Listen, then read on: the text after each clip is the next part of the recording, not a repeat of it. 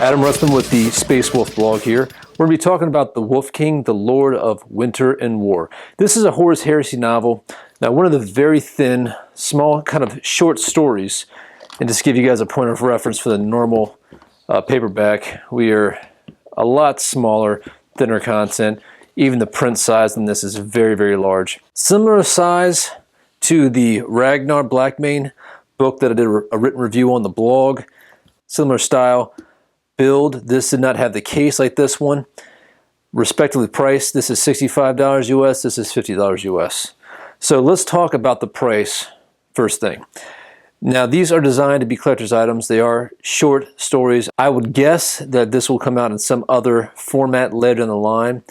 But for a $50 price tag, it's a little hard to swallow unless you're kind of the crazed collector, which that's a category that I would find myself in. When I found out a new book specifically about Leman Russ was coming out, I jumped on it, knowing after I bought the Ragnar book that it's probably going to be one of these smaller books. It's a handsome piece. We have a slip case on it, tassel for keeping our page. I read this in about a night and a half, and I wasn't even trying to get through it in one night. I mean, if you want to, you can knock this out in a few hours. It's not that difficult of a read. Reads very quickly. A couple strange things about the case. First off, the case kind of goes over all the pages and closes it off, which is interesting. You can see we have kind of a continuation of an image here. This is an image from the book. Some decent artwork, not my favorite with Leman Russ. Even though Leman Russ is my favorite Primarch, a lot of times I find it very difficult to find artwork which I actually like the way he looks. Sometimes like the leather gauntlets just kind of pull me out. It doesn't suspend disbelief. I do love this artwork. I think he looks tough there, and even though it's very similar styles to the artwork there, I don't know if this is the same artist or a different artist. It looks to be a different artist. I'm just not really, excited about this artwork. Just the movement seems very, very off. I'm a comic book guy, so action art is something that I'm used to, and this just, for some reason, his arms, foreshortening of his arms looks strange. The way his blade is angled looks weird. It's just a weird position. I do like the fact that his mug is on his belt. But all in all, more of a fan of this. This speaks more to Russ to me. I love the artwork here. And it's a hard one because I hope that the Forge World model, when it comes out, really looks tough, doesn't look goofy. And I kind of feel like this kind of verges on the goofy if it looks more like this. But we're not talking about this book. We're talking about this. So we pop the cover off.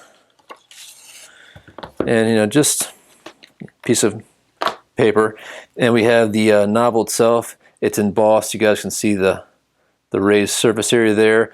I do love the gray and red. It is one of my favorite Space Wolf color schemes, and I like that also we have this shape, Space Wolf symbol, kind of the classic one. Even though in modern day 40K it kind of focuses singly on Ragnar. That's his totem. We can see some corrosion on the edge of the book here, the spine, and in the back is just more of this kind of tile. It feels like a spaceship tile or flooring or whatever, and that kind of comes into it. So the story itself is very short. We do focus on Bjorn, kind of the fell-handed, and this referred to as the one-handed, kind of the central character of the story. There's some very interesting parts. There's some interesting twists and turns. I feel like the story went a really good spot, but the 5 chapters in this, which felt more like maybe a chapter and a half of a regular novel, it just seemed, again, too thin. It was the same complaints I had with the other Space Wolf, the Ragnar book that I just finished.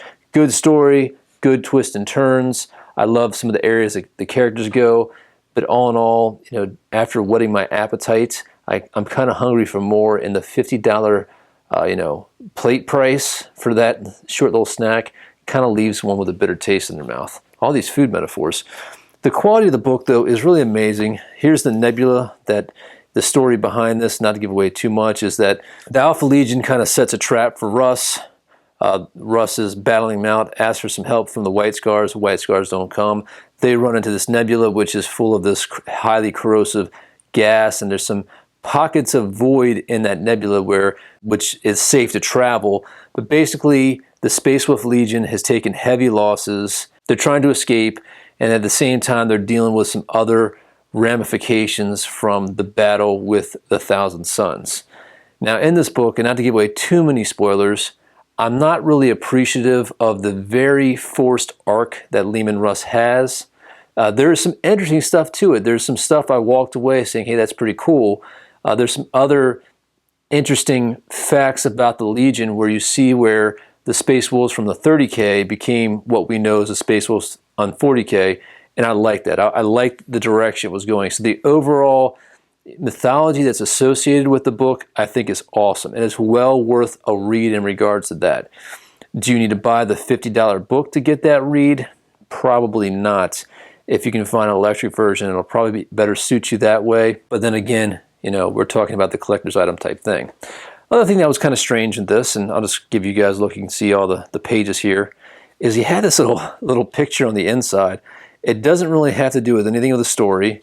You get this strange kind of, you know, knot work with the nebula. It doesn't really, you know, explain very much. You see what I see. It's interesting, but all in all, you know, I don't know what the runes around the border says, but it's a very rude map.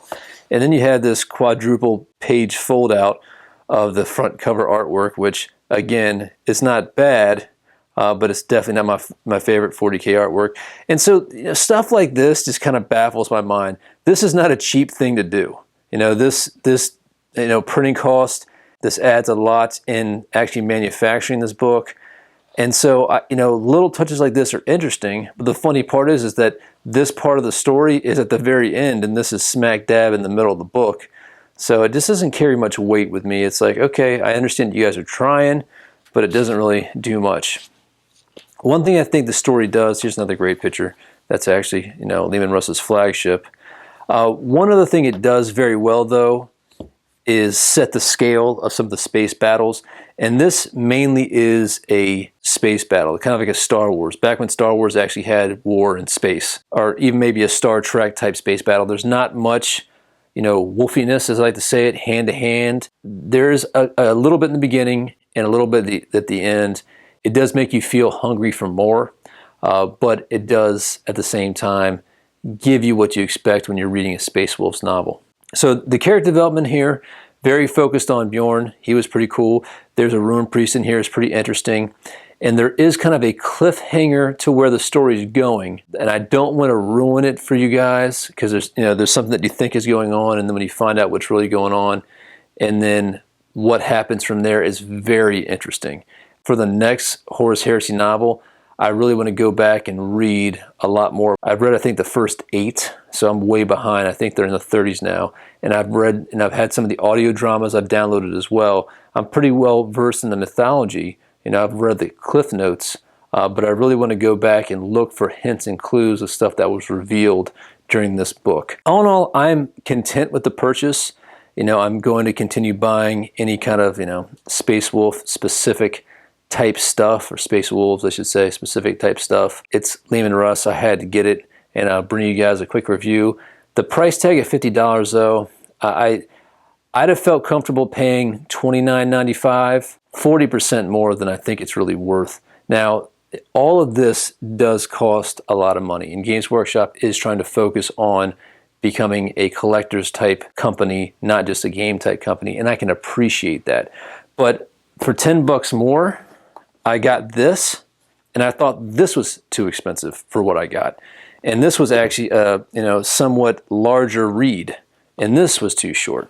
So you guys can see the difference there with the read. Funny enough, I actually like the way this one looks better than this. This was a little too washed out for me. I mean, it's a handsome piece, but you can't even really notice the runes there. But the box is a nice piece as well. It's going to go on my little Space Wolves altar here in the Fang. In regards to the quality of the writing, you know, I give it very high marks. In regards to the length of the story, not really happy with that. It didn't really give you enough time to really flesh out some of the characters and give you some additional character arcs.